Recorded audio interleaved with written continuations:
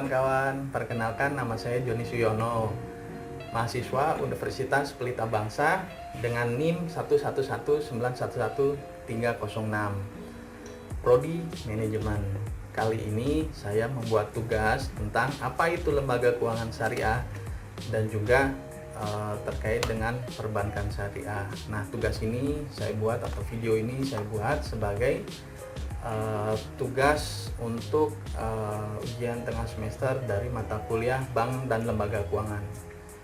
Lembaga keuangan syariah adalah badan usaha atau institusi yang kekayaannya dalam bentuk aset keuangan atau financial asset dan juga non-financial asset atau aset real yang dimiliki oleh lembaga keuangan syariah, dan semuanya itu berlandaskan konsep syariah. Sedangkan apa sih keunggulan dari lembaga keuangan syariah dibanding dengan lembaga keuangan lain yang berkonsep konvensional, yang mungkin kawan-kawan lebih banyak mengenalnya dibanding dengan lembaga keuangan syariah? Yang pertama, ini keunggulan atau fondasi yang ditawarkan oleh lembaga keuangan syariah berdasarkan prinsip keadilan. Yang kedua, prinsip kemaslahatan atau manfaat baik untuk semua pihak. Yang ketiga, prinsip universalisme atau semua bermanfaat untuk kepentingan alam semesta, baik di dunia maupun di akhirat.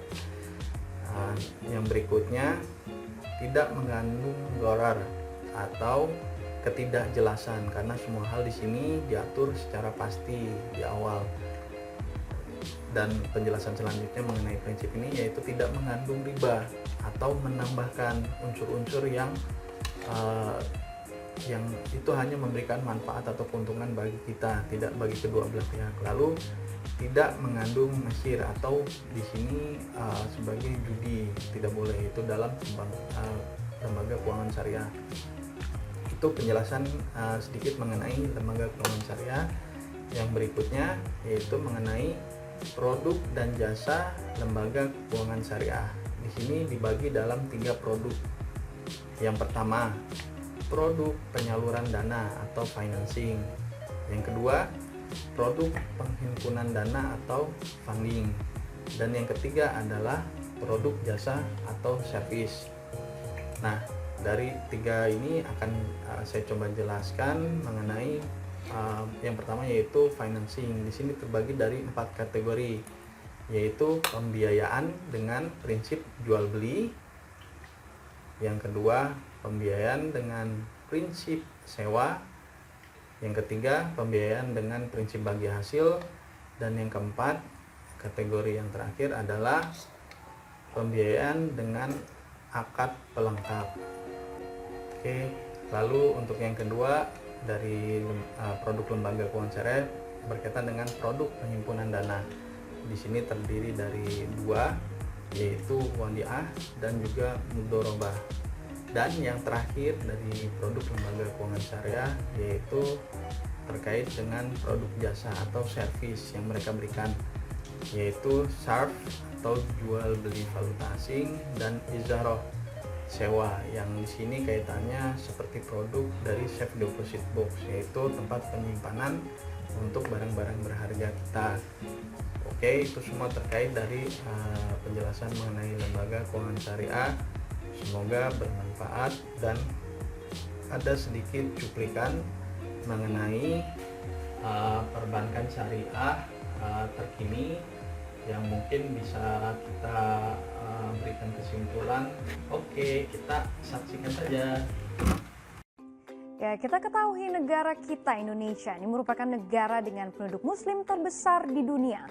Namun sayangnya perbankan syariah ini hanya berkontribusi sekitar 5% dari total market share di dunia perbankan kita. Dan melihat hal ini, pemerintah saat ini mendorong para bank umum yang memiliki unit usaha syariah atau US ini untuk segera menjadi bank umum syariah atau memisahkan diri. Lantas seperti apa akan saya bahas untuk Anda dalam Bank Syariah Makin Semarak.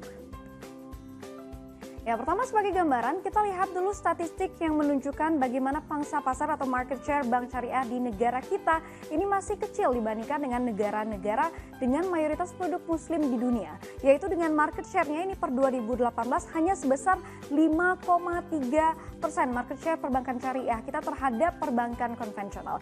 Ya, melalui spin-off ini pemerintah mewajibkan bank-bank umum yang mempunyai unit usaha syariah ini untuk memisahkan diri atau mandiri dari entitas induk, dan hal ini tertuang dalam Undang-Undang Nomor 21 Tahun 2008 tentang perbankan syariah yang telah mulai diberlakukan pada 16 Juli 2008 lalu, yaitu bank dengan yang mempunyai unit usaha syariah ini diwajibkan untuk memisahkan diri sebelum tahun 2023 mendatang. Nah, kawan-kawan, itu tadi penjelasan mengenai perbankan syariah. Nah, menurut pendapat saya, perbankan syariah atau lembaga keuangan syariah saat ini itu perkembangannya stagnan. Seperti kawan-kawan perlu ketahui bahwa di era 80-an akhir dan awal 90-an itu sudah ada berdiri yang mungkin kawan-kawan tahu adalah Bank Muamalat. Itu benar-benar pionir dan fondasi diperkenalkannya perbankan syariah di Indonesia. Tetapi tidak ada perkembangan berarti hingga saat ini, atau kita sebut sebagai stagnan. Tetapi negara lain yang justru belajar dari Indonesia bagaimana menerapkan lembaga keuangan syariah bisa sukses, seperti yang kita bisa simpulkan, yaitu di Malaysia. Kenapa tidak dapat berkembang?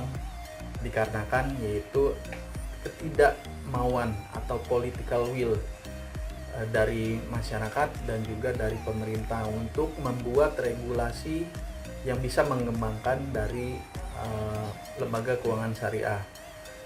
Karena di Malaysia benar-benar semua pihak sangat mendukung, entah itu dari masyarakatnya maupun dari pemerintah. Sudah saatnya untuk mengembangkan semua yang terkait dengan lembaga keuangan syariah ataupun produk-produk syariah yang pasti kaitannya dengan kehalalan.